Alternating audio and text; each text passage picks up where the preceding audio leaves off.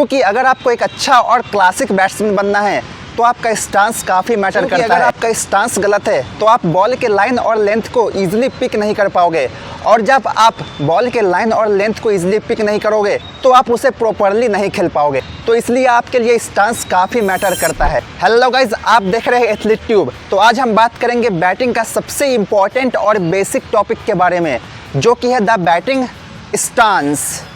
तो गाइज आज मैं करूँगा स्टांस का पोस्टमार्टम, यानी कि आपको पूरा बेसिक से लेकर एडवांस लेवल तक बताऊंगा। तो स्टांस के 5 मेन पॉइंट के बारे में बताऊंगा जिसे आपको स्टांस लेते समय अपने दिमाग में रखना है। और लास्ट के 4th और 5th पॉइंट काफ़ी इंपॉर्टेंट है, इसलिए वीडियो को बिना स्किप किए एंड तक ज़रूर देखना, तभी जाकर आपको इस वीडियो का कोई बेनिफिट होगा। तो चलिए बिना कोई टाइम वेस्ट किए वीडियो को स्टार्ट करते हैं। तो गाइस सबसे पहला पॉइंट जो आता है वो है आपका फुट का पोजीशन क्या रहेगा। तो आपका दोनों फुट एक ही लाइन में होना चाहिए, और वो लाइन कोई भी आपका गार्ड हो सकती है, या लेग स्टंप का गार्ड या मिडिल स्टंप का गार्ड, कुछ ऐसे।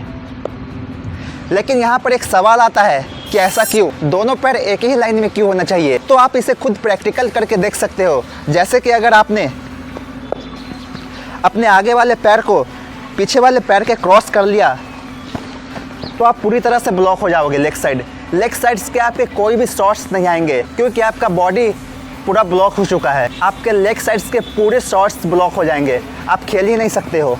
और सेम इसी तरह से अगर आपका आगे वाला पैर पूरा ओपन हो गया कुछ ऐसे, तो आप लेग साइड के शॉट्स अच्छे खेल लोगे, लेकिन जो आपका ऑफ साइड का शॉट्स है वो कंप्रोमाइज़ होगा। इसीलिए टेक्निकली बोला जाता है कि आपका दोनों फुट एक ही लाइन में होना चाहिए, जिससे कि आप ऑफ साइड्स के शॉट्स और लेग साइड के शॉट्स दोनों को इजीली खेल सको। अब जो सेकंड पॉइंट आता है वो है आपके दोनों पैरों के बीच का गैप कितना होगा। तो आपको बता दो, आपके दोनों पैरों के बीच का गैप आपके शोल्डर के विड्थ कितना होगा। मतलब कि आपका शोल्डर जितना चौड़ा है उतना ही गैप आपके दोनों पैरों के बीच होना चाहिए, कुछ ऐसे।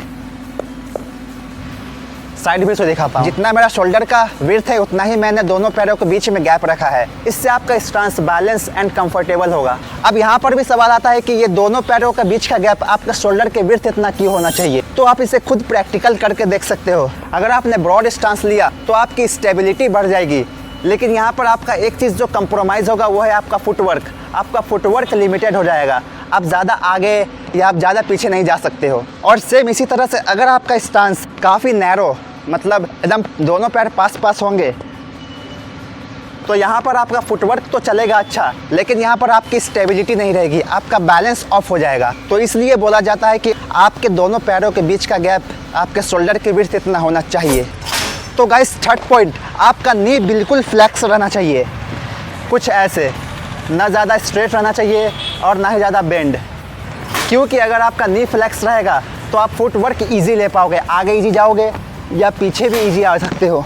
एंड फोर्थ पॉइंट, आपका हेड जो है वो बिल्कुल स्टिल रहना चाहिए, कुछ ऐसे।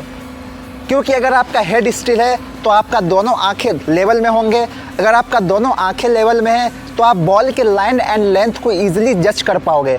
और अगर आपने बॉल के लाइन और लेंथ को ईजिली जज कर लिया तो आप उसे फुटवर्क के अकॉर्डिंग अच्छे से खेल पाओगे।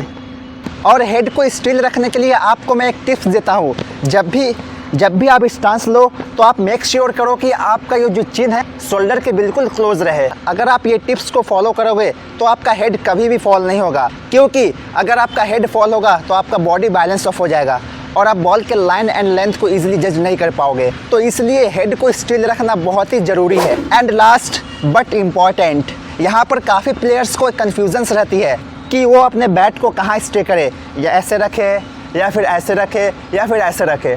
तो यहाँ पर मैं आपको सिंपल सा टेक्निक बताता हूँ। ये जो आपका बैट का बॉटम है और ये जो आपका बैट का हैंडल है, ये बैट का बॉटम आपके पीछे वाले लेग के अराउंड कहीं भी स्टे करता है, जैसे यहाँ यहाँ यहाँ यहाँ। और ये जो आपका बैट का हैंडल है ये आपके थाई पर स्टे करेगा, ये आपके थाई पर स्टे करेगा, कुछ ऐसे। तो guys I hope you will learn a lot of things from this video. अगर आपको ये वीडियो अच्छा लगा हो तो अपने दोस्तों के साथ शेयर ज़रूर करें, और अगर आप इस चैनल पर पहली बार आए हो तो चैनल को सब्सक्राइब ज़रूर कर लेना, क्योंकि इस पर आपको क्रिकेट से रिलेटेड सारे वीडियोज़ मिल जाएंगे।